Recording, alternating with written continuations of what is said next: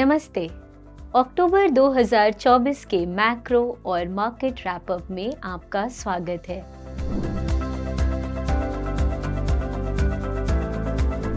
US federal reserve ने एक लंबे समय की प्रतीक्षा के बाद अपने ब्याज दर में कटौती शुरू कर दी है। सितंबर में उन्होंने 50 बेसिस पॉइंट का रेट कट दिया। फेड चेयर जे पावेल का कहना है कि यूएस लेबर मार्केट नॉर्मलाइज हो गए हैं और लेबर मार्केट की वजह से जो इन्फ्लेशन पर चिंता थी वो अब बहुत कम हो चुकी है। फिर भी हमें इस बार की पॉलिसी आगे की दिशा समझने में कुछ खास सहायक नहीं लगी। रेट कट्स तो आ रहे हैं पर उनके क्वांटम को एक निश्चित मात्रा में कहना अभी कठिन है। फेड के अनुमान के हिसाब से यूएस ग्रोथ 2% तक रह सकता है। यह उनके पोटेंशियल ग्रोथ जितना ही है। अनएम्प्लॉयमेंट रेट 4.2% से बढ़कर साल के अंत तक 4.4% तक जा सकता है। यह ज़्यादा नहीं है। 16 में से 9 फेड मेंबर्स के हिसाब से 2024 में और रेट कट नहीं आने चाहिए। फिर भी डॉट प्लॉट्स कह रहे हैं कि इस साल 50 बेसिस पॉइंट का और कट आएगा और 2026 तक कुल मिलाकर 250 बेसिस पॉइंट तक का कट आ सकता है। 2024 में डॉट प्लॉट्स काफ़ी वॉलेटाइल रहे हैं। कुल मिलाकर निष्कर्ष यह है कि कितने रेट कट्स आएंगे इस बात पर कोई निश्चितता नहीं है।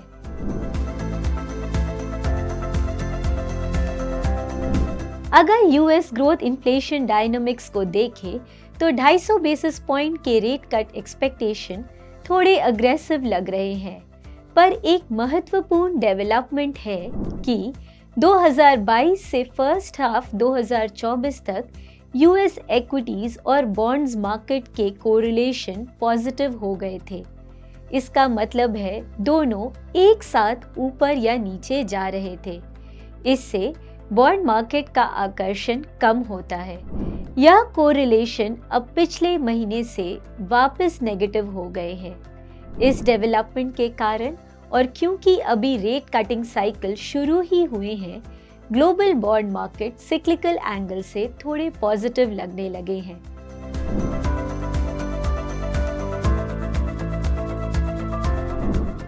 अगर बॉन्ड के रिटर्न्स थोड़े बेहतर दिखते हैं तो हो सकता है कि निकट अवधि में निवेशक गोल्ड पर से अपना ध्यान थोड़ा कम कर दे। फिर भी गोल्ड और सिल्वर पर हम अपने निवेश जारी रखेंगे क्योंकि हमें यह मीडियम टर्म में एक अच्छा पोर्टफोलियो डाइवर्सिफायर प्रतीत होता है।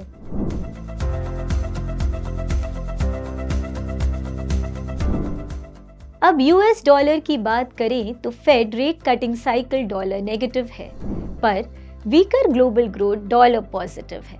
डॉलर अभी भी हमें साइडवेज दिखता है और इंडियन रुपी में एक ग्रेजुअल डेप्रिसिएशन रह सकता है।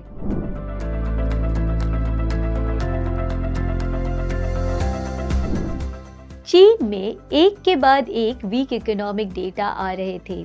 बॉन्ड यील्ड्स नीचे जा रहे थे और इक्विटी मार्केट में भी भारी गिरावट दिख रही थी। इससे चीन गवर्नमेंट पर कुछ स्ट्रॉन्ग पॉलिसी एक्शन लेने का दबाव बढ़ता जा रहा था। पिछले महीने उन्होंने कई तरह के कदम उठाए हैं, जैसे कि ब्याज दर में गिरावट, प्रॉपर्टी मार्केट इन्वेस्टमेंट में कुछ रियायतें, यहाँ तक कि अब People's Bank of China, that is China का सेंट्रल बैंक, इक्विटी मार्केट में भी लिक्विडिटी सपोर्ट प्रोवाइड करेगा। यह सब मार्केट में काफ़ी टाइम से एक्सपेक्टेड था।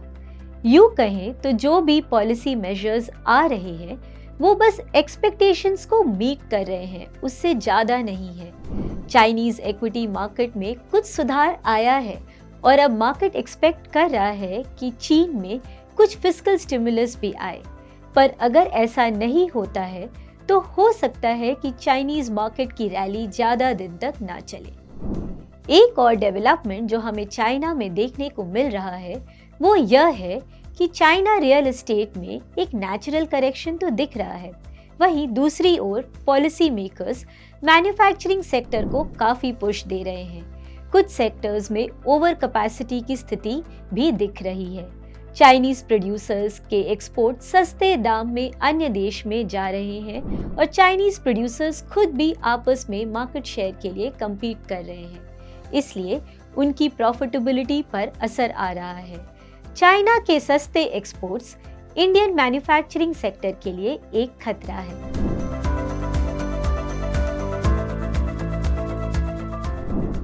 इंडिया में पिछले महीने ग्रोथ की गति थोड़ी कम हुई है। पब्लिक सेक्टर केपेक्स सॉफ्ट हो रहे हैं और रियल एस्टेट लॉन्चेस में भी फर्स्ट हाफ FY25 में थोड़ी कमजोरी थी। कुछ हद तक इसकी वजह जनरल इलेक्शन और वेदर भी है और सेकेंड हाफ में इसलिए कुछ सुधार आ सकता है।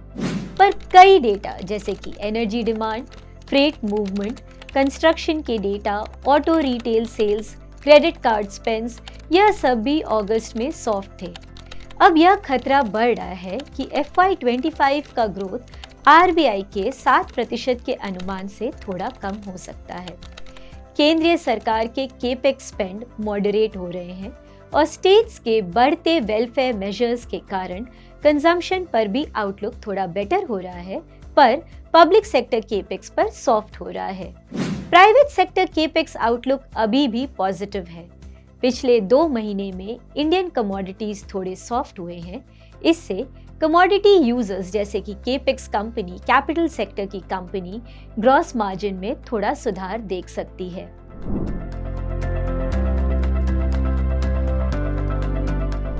अगर आप संपूर्ण रूप से भारतीय अर्थव्यवस्था को देखें तो अर्निंग्स ग्रोथ में कुछ डाउनवर्ड रिवीजन का खतरा है और हम कई बार डिस्कस कर चुके हैं कि भारतीय शेयर बाजार के मूल्यांकन महंगे हैं।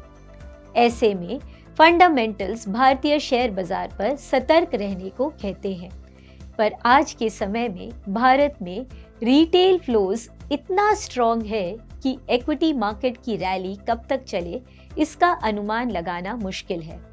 पर एक बात तो स्पष्ट है, ग्लोबल रेट साइकिल बदल रहे हैं और क्योंकि अब राज्य सरकार का झुकाव वेलफेयर स्पेंडिंग पर ज्यादा है, इक्विटी मार्केट में सेक्टर रोटेशन जारी रह सकता है।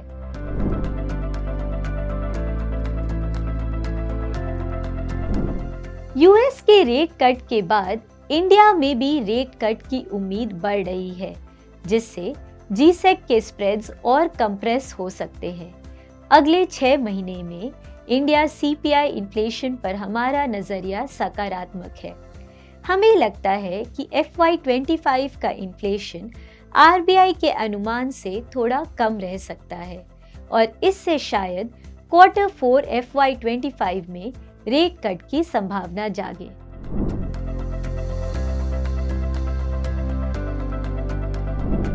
इंडिया में रेगुलेटरी स्ट्रिक्टनेस के कारण बैंक क्रेडिट ग्रोथ मॉडरेट हुए हैं।